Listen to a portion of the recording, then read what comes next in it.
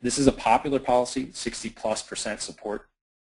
It's usually a big partisan fight. It shouldn't be, but once it's established, it quickly gains support across the aisle.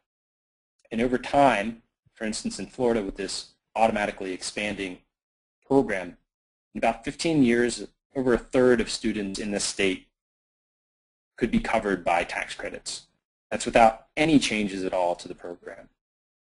So it's a very powerful means of increasing educational freedom and choice, and it does it by keeping all the money in private hands, unlike vouchers. And I think that's why it's such a powerful opportunity.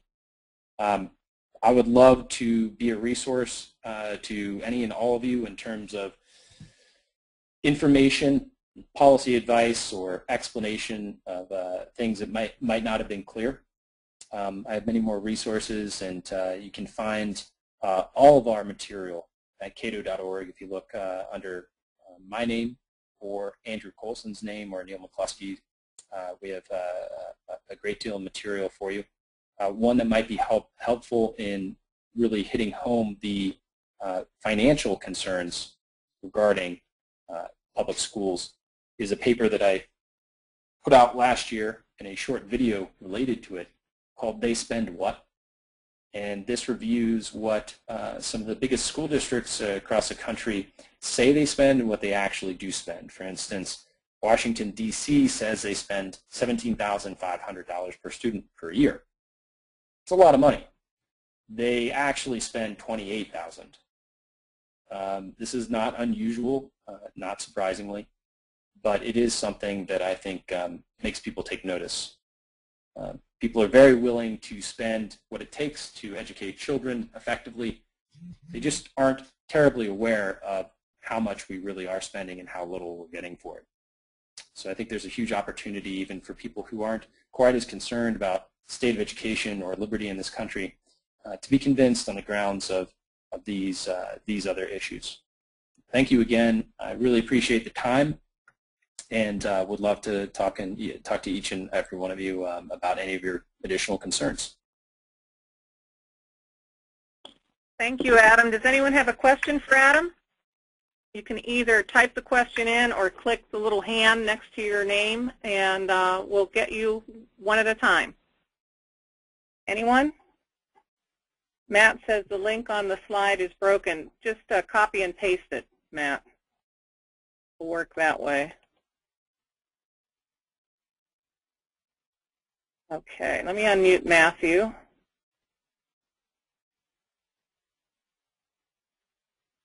Matthew, can you hear us? Yeah, I can hear you. Do you have a question? No, I straight typed in a link. I'm unable to cut and paste it. It appears to be okay. A missing page. The link's not working currently for you? No, but I'm going to try to see if it's indeed case sensitive, which would be odd. That would be. I hope there hasn't been a technical difficulty on my end, but any and all material you want supporting information, I'd be more than happy to email out. It is indeed case sensitive. Ah, well, that's unfortunate. It's been a long time since I've seen that, but that is the case, if anybody's having a problem. Thank you, Matthew. Appreciate that. Thank you. You're welcome. If anybody has further questions after we end the webinar, you can email them to info@libertyinamerica.org, and I'll make sure Adam gets them. And let's see, what else we got here.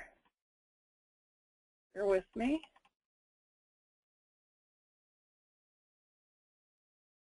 Okay, Deborah.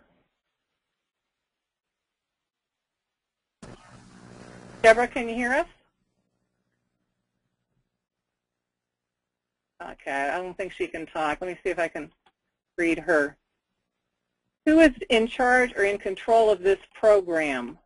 Why can't the government put controls on the tax credits, i.e. you can only get a tax credit if you choose a school that meets state curriculum, or it cannot be a religious school? Those are really good questions. There is nothing preventing the government from putting restrictions on private schools, whether they're in a credit program or whether they're not. So this isn't foolproof, and it does open up a possible new avenue for restricting educational freedom. It is the one that minimizes that risk the most. And because it's not government funds, we've seen politicians even, and certainly the general public, has less of an impulse to control the schools, because if you're a taxpayer and you disagree with what a school down the street is teaching, you can send your money to support a different school.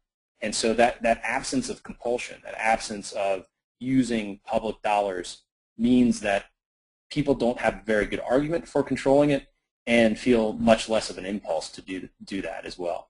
And so you look at the credit programs that are currently in existence, and I'd like to point out they're also the biggest ones, the most money and the most students. They don't have the regulations on curriculum and testing that we see in voucher programs as a matter of course. Chris, you're unmuted. Part of that was your question. Are you there? Yes, I am here. Okay. Did he answer your question? Yes, he did. Thank you. Okay. All right. I'm going to go to Carol then. Carol, can you talk to us? Or yes. In talking about tax credits, you addressed part of the question.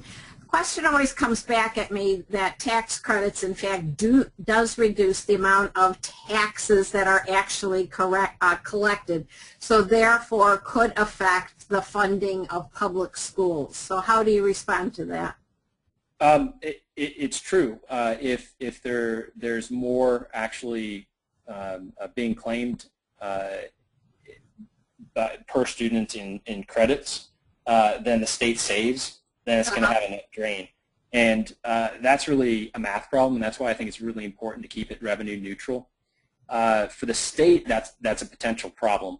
For the local school districts, it's not a problem because they still keep their local tax dollars.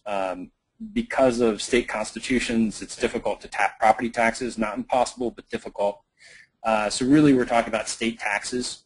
And when a student leaves, they don't have to educate that student, but they still keep all the local funding, a portion of state funding, and most of the federal funding as well. So they come out really well ahead. Per student funding will go up in local districts, which, you know, not perfect from a policy standpoint, but I think it does effectively address the concern that public schools will be disadvantaged. And there's also really good evidence from academic researchers that are not school choice activists that public school performance increases when there's a tax credit program. In Florida, they found that specifically. Okay, thank you. Thank you. okay, I've got one other question here. Bear with me. Patricia? Patricia, can you talk to us? We can't. Can you hear me? Yes, we can. Go ahead. Oh, great. I have a question. Thank you so much. I've thoroughly enjoyed this. I'm from Pennsylvania, and of course, there's a lot of arguing going on between in the school choice movement. I'm totally support the tax credit thing, but I guess I'm trying to understand that gap for, say, a middle-class family who has tuition, say, $3,500, $4,000, but they really don't have, they're not low enough in income to get an EITC money, but yet they don't really have a large tax liability.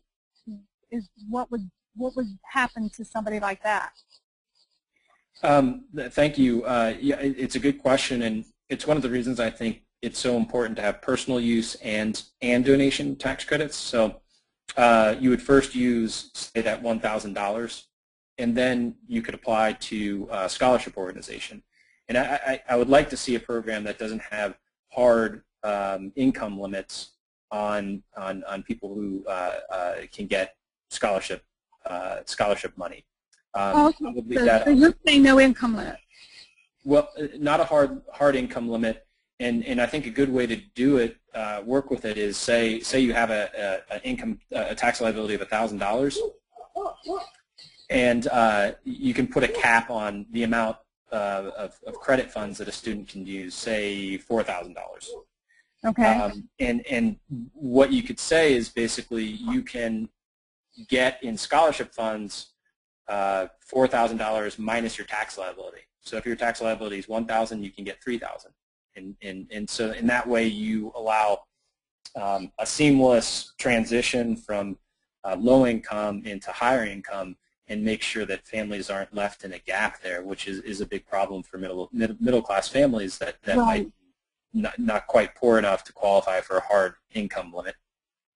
Right, exactly. Well, thank you. This is a wonderful presentation. Thank you. Thank you, Patricia. All right, I'm checking. I don't see any other questions. I do want to let everyone know who's participating that we do have discs available with our webinars on the discs so that you can share the presentation at your Tea Party Liberty group with friends. All you need to do is send me a request of where to send it at info@libertyinamerica.org, and I will send that out to you. We really appreciate you being here, and Adam, we really appreciate your expertise and the time you've given to this and to us. The information has been great, and I understand a lot more than I did. It's my pleasure, and I'm not just saying this. I really, don't hesitate to email or call. This is my job, and I'm more than happy to talk about this.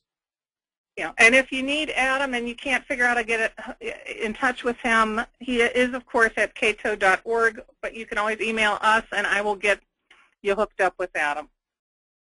Thank you very much. I'm going to stop the webinar now, and I hope you all have a great evening. Adam, again, thank you so much. It was a great pleasure. My pleasure.